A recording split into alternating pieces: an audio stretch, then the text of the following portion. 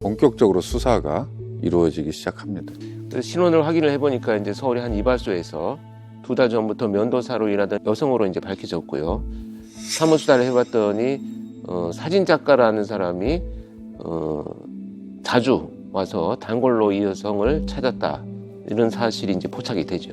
근데 이 끝까지 그 자기는 예술을 했다고 하는데 그 범행을 순순히 인정을 안 했을 것 같은데.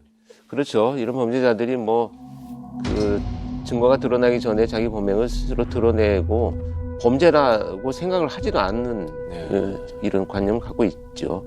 집으로 찾아가 보니까 이 피해자를 아느냐라고 질문하니까 수사관한테 담담하게 피해자를 그냥 안다라고 대답을 하고요.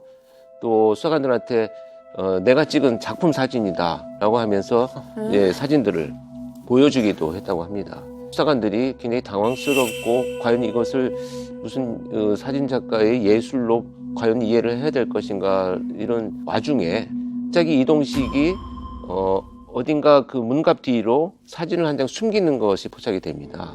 이렇게 이제 수사팀에서는 그 순간을 놓치질 않죠. 그래서 사진을 확보를 하게 됩니다. 그때 수사관들은 그 사진 한 장만 보고는 이건 살인을 했다고 이렇게 볼 수는 없잖아요. 다들 예상하고 계시겠습니다만, 이제 검거 재판 과정에서 계속해서 이제 말을 바꾸기 시작을 합니다. 그리고 사진만 찍고 헤어졌다. 피해자가 거기에서 스스로 극단적인 선택을 한 것 같다. 나는 모르는 일이다라고 이제 부인을 하고요. 피해자가 눈앞에서 스스로 극약을 먹고 쓰러져서 나는 놀라서 도망을 갔다. 이런 주장을 하기도 하고요. 어쨌든 그런 상황에서 사실 입증한다는 것은 쉽지는 않은 상황입니다.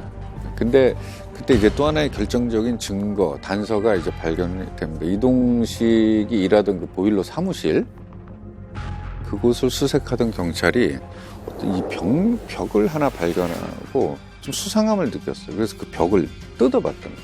근데 그 속에서 필름이 발견이 됐는데, 그 필름을 인화해 봤더니 피해자의 사진 21장이 찍혀 있었다고 합니다. 그래서 그 사진하고 이제 피해자가 사망한 현장을 비교를 해봤는데, 피해자 주변의 갈대나 나뭇잎 이런 모양들이 동일한 것으로 판단이 됩니다. 그래서 시신을 이동한 흔적이 없다. 여기가 살인의 현장이다라는 것이 이제 포착이 되죠. 근데 피해자가 살아있을 때부터 숨을 거두는 그 순간까지 계속 한 자리에서 찍혀 있다. 이것이 이제 살인의 증거로 확보가 됩니다.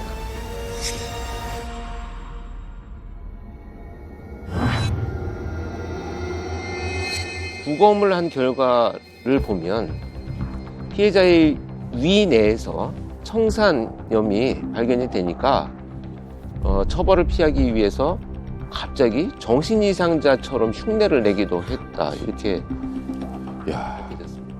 사실 이거를 피의자가 자기가 자백을 하지 않는 이상 시신에서 청산염이 나왔다 안 해서 그걸 당신이 먹였지를 입증하는 거는 그건 좀 어려울 거는 같아요. 그렇습니다. 굉장히 중요한 부분이죠. 결국 이제 수사관들은 이것을 이제 해결하기 위해서 사진 전문가의 도움을 받기 시작합니다.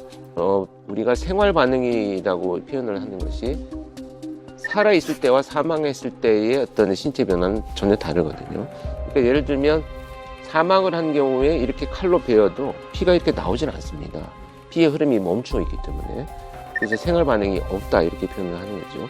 그래서 이 전문가가 어떤 감정 결과를 내놓았냐면, 현미경으로 이 사진을 확대를 해보니까 사망한 피해자의 피부에 솜털이 시간 순서에 따라서 서서히 눕는 것을 확인할 수 있었다.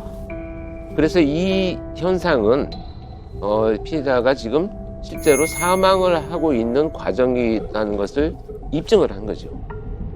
그렇게 증언을 했습니다. 그래서 수사관들이 이제 그 이동식에게 사진을 보여주면서 이런 과학적인 분석이 있었다라고 설명을 하니까 그제서야 이제 사실 내가 청산가리를 직접 먹게 만들었다라고 이제 자백을 했습니다.